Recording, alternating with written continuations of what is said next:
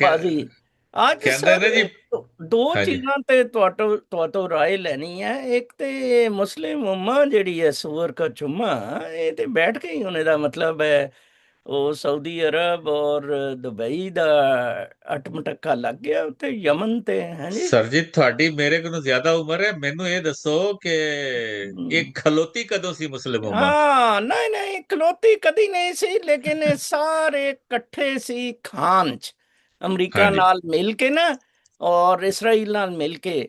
ਲੇਕਿਨ ਹੁਣ ਫਰਦਰ ਇਹਨਾਂ ਨੂੰ ਦਿਖਿਆ, ਜਿਸ ਤਰ੍ਹਾਂ ਸਭ ਤੋਂ ਪਹਿਲਾਂ ਲੜਾਈ ਸ਼ੁਰੂ ਹੋਈ ਸੀ ਸਾਊਦੀਆ ਔਰ ਕਤਰ ਦੀ, ਉਹ ਹਮ। ਫਿਰ ਬੀਚ ਬਚਾਓ ਅਮਰੀਕਾ ਨੇ ਵੀ ਕਰਾਉਣ ਦੀ ਕੋਸ਼ਿਸ਼ ਕੀਤੀ ਰਹੀ, ਉਹ ਇੰਨੀ ਗਹਿਰੀ ਨਹੀਂ ਹੋਈ।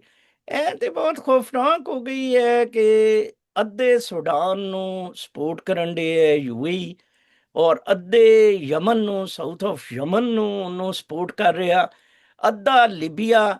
ਔਰ ਇੰਟਰਸਟਿੰਗਲੀ ਉਹ ਸਾਰੀਆਂ ਤਿੰਨੋਂ ਸਪੋਰਟਸ ਜਿਹੜੀਆਂ ਨੇ ਉਹ ਸਮਾਲੀਲੈਂਡ ਟਾਈਪ ਨੇ, ਕਿ ਇਸਰਾਈਲ ਉਹਨਾਂ ਦੇ ਨਾਲ ਨੇ ਔਰ ਅਮਰੀਕਾ ਉਹਨਾਂ ਦੇ ਨਾਲ ਹੈ, ਔਰ ਯੂਐਨ ਨਹੀਂ ਐਕਸੈਪਟ ਕਰਦੀ।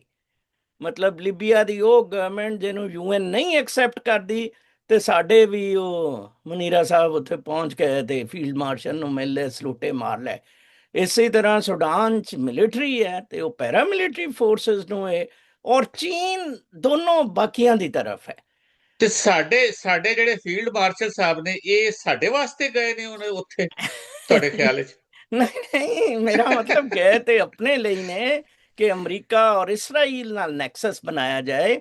ਨੈਕਸਸ ਤੁਸੀਂ ਬਣਾਇਆ ਉੱਥੇ ਜਾਏ ਮੈਨੂੰ, ਜੀ, ਆਪਣੇ ਬੰਦਿਆਂ ਨੂੰ ਉੱਥੇ ਉਹਨਾਂ ਦੇ ਮੁਲਕਾਂ ਦੇ ਵਿੱਚ ਐਡਜਸਟ ਕਰਾਇਆ ਉਹ ਤੇ ਜਾਏ, ਮੈਂ ਇੱਥੋਂ ਸਮਝਣ ਜਿਹੜੇ। ਡਈ ਹਾਂ, ਲੇਕਿਨ ਸਰ ਮੈਂ ਜਿਸ ਤਰਫ ਗੱਲ ਨੂੰ ਲਿਆਣਾ ਚਾਹੁੰਦਾ ਸੀ ਉਹ ਤੁਸੀਂ ਲੈਣ ਦੀ ਹੈ।